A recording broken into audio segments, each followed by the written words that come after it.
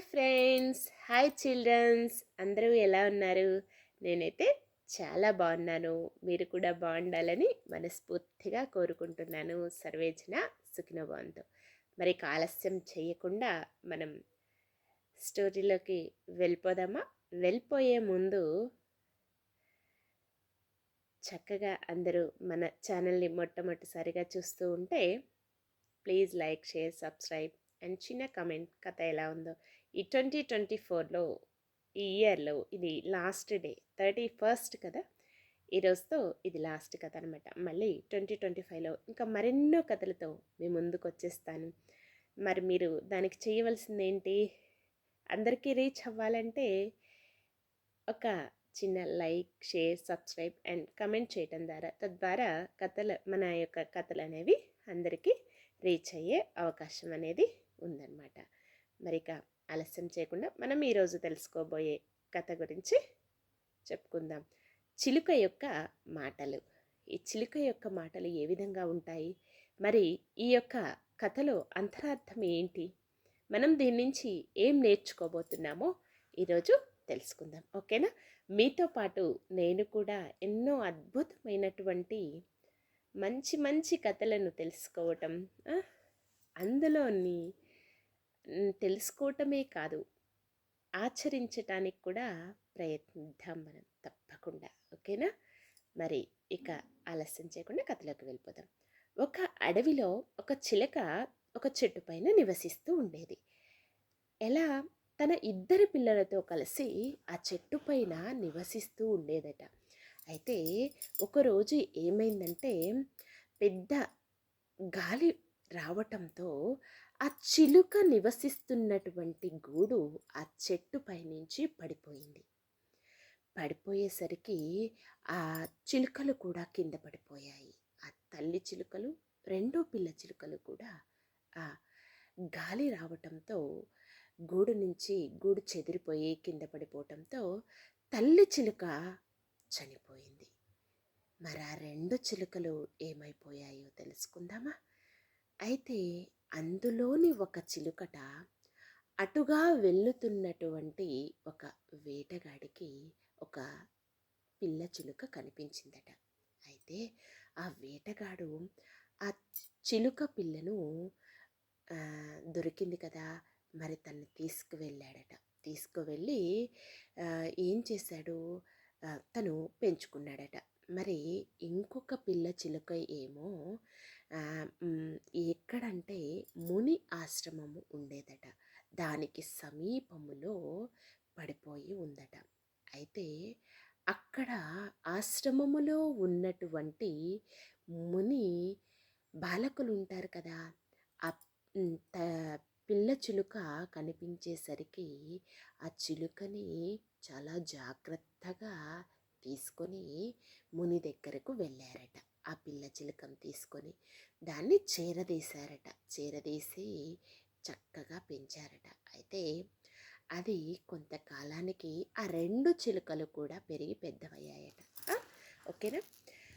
ఇప్పుడు ఆ చిలుకలు రెండు పెరిగి పెద్దవైపోయాయి. అయితే ఒక రోజట ఆ ప్రాంతం యొక్క మహారాజు గారు అడవి గుండా అటువైపుగా వేటాడటానికి వేట కోసమని వెళ్తూ ఉండగా వేటగాడి వద్ద పెరుగుతున్నటువంటి చిలుకట అది చూసి ఎవడో వస్తున్నాడు అని పెద్దగా అరిచిందట. అరిచి తరిమి వేయండి, వాడిని తరిమి వేయండి అంటూ పెద్దగా అరిచిందట ఆ చిలుక. అయితే రాజుకు ఆ చిలుక పైట అసహ్యం వేసిందట. తన యొక్క మాటలు విని అసహ్యం వేసి ముందుకు కదిలిపోయాడట ఆ మహారాజు గారు. అయితే మరికొంత దూరం వెళ్ళేసరికట అక్కడ మరి ముని ఆశ్రమం ఉంది కదా, ఆ ముని ఆశ్రమం కనిపించిందట. అయితే ఆ ఆశ్రమములో పెరిగి పెద్దయినటువంటి చిలుకట, అక్కడ ఉన్న చిలుక అటుగా వెళుతున్నటువంటి రాజును చూసి, దయచేయండి మహారాజా, దయచేయండి మహారాజా, మీరు మా ఆశ్రమానికి రావటం చాలా సంతోషంగా ఉంది అని ఆ చిలుక ఆహ్వానించిందట. అప్పుడట రాజు, ఆ 2 చిలుకలు ఒకేలా ఉన్నాయి, కానీ వీటి స్వభావంలో ఎంతో తేడా ఉంది. వీటి స్వభావంలో ఎంతో తేడా ఉంది అని మహారాజు గారు అన్నారట. అన్నప్పుడు దానికి ఆ చిలుక, వాడు నా తమ్ముడే అని సమాధానమిచ్చిందట. వాడు నా తమ్ముడే మహారాజా. వేటగాడి వద్ద పెరగటంతో వేటగాడి వద్ద పెరగటంతో అలా మారిపోయాడు తను వేటగాడి వద్ద పెరగటంతో అలా మారిపోయాడు అని ఆ చిలుక మహారాజుకి సమాధానం చెప్పిందట. ఓకేనా? అయితే మరి వేటగాడి వద్ద పెరిగినటువంటి చిలుక ఎలా ప్రవర్తించింది? ఒక గౌరవం కానీ మర్యాద కానీ లేకుండా ఆ మహారాజు గారిని చూసి ఏమన్నది? ఎవడో వస్తున్నాడు, వాడిని తరిమి వేయండి అని పెద్ద పెద్దగా అరిచిందట. ఎవరి వద్ద పెరిగినటువంటి చిలుక? వేటగాడి వద్ద పెరిగినటువంటి చిలుక.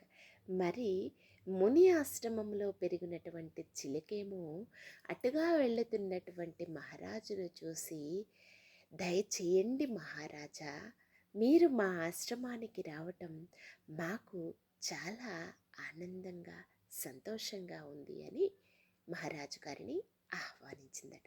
చూసారా పిల్లలు, పెద్దలు, ఈ 2 చిలకల మధ్య ఎంత భేదం ఉందో!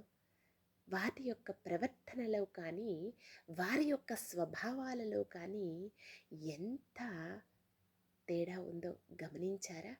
మరి మనం ఇందులో తెలుసుకోబోయేటటువంటి నీతి ఏమిటి అంటే, పెరిగిన వాతావరణాన్ని బట్టి మన ప్రవర్తన అనేది ఉంటుంది. అంతే కదా! మనం ఎటువంటి వాతావరణంలో పెరుగుతామో ఆ ప్రవర్తనని, మనకి ఆ అలవాట్లు, ఆ మాట తీరు కానీ, మన యొక్క స్వభావాలు కానీ, మన ప్రవర్తన కానీ మనం పెరిగిన వాతావరణాన్ని బట్టే ఉంటుంది. ఇది ఇందులోని నీతి. మరి ఈ కథ మీకు ఎలా అనిపించింది? చిన్న కమెంట్ చేయండి. నచ్చిందా లేదా? నచ్చితే కనుక తప్పకుండా ఒక లైక్ చేసుకొని కమెంట్ చేయండి. మరి ఇంకా అందరికీ, మీ స్నేహితులకి అందరికీ ఈ కథని షేర్ చేయండి. మీ విలువైనటువంటి సమయాన్ని కేటాయించి కథను విన్నందుకు అందరికీ కూడా నా యొక్క హృదయపూర్వక ధన్యవాదాలు తెలియజేస్తున్నాను, కృతజ్ఞతలు తెలియజేస్తున్నాను. Thank you. సర్వే జన సుఖినో భవంతు. మరి 2025లో మరెన్నో అద్భుతమైనటువంటి కథలతో మీ ముందుకి వచ్చేస్తాను. Thank you to all.